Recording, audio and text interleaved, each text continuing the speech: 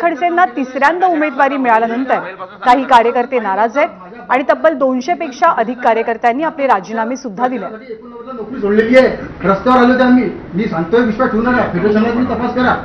बळतर्फ गेलो होतो 1989 ला, माझ्या बापाला एमकॉम झालेला माणूस आहे। हा नाताऊचा प्रचार करा, ह्या मला विचारता का तू कधी आला? विचारू नका, चुकीचा एकदम। मला सांगा कोणाचं नाव निघालं होतं? तुम्हाला तुमच्या माहिती शपथ आहे, बोला ना।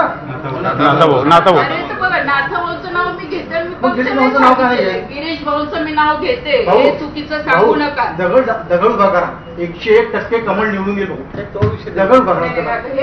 आम्ही मतदान भाजपले करू भाऊ, भाजपच्या व्यतिरिक्त मतदान कोणाच करू, पण कार्यकर्ता तिथे डावलं जाते तिथं काय काय कोणता स्वाभिमान कुठे विकायचा ते सांगा तुम्ही। आल्यानंतर त्या सुधाकर लावलेल्या घेऊन बसता आम्ही का काही आहे का इथे?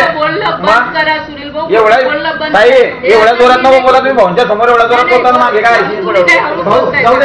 प्रगट दिनाच्या दिवशी मधू आता शपथ घेऊन सांगा, गाडीमध्ये भाजपचे कार्यकर्ते असतात की तुतारीवाले कार्यकर्ते असतात? आणि स्वतः रक्षा खडसे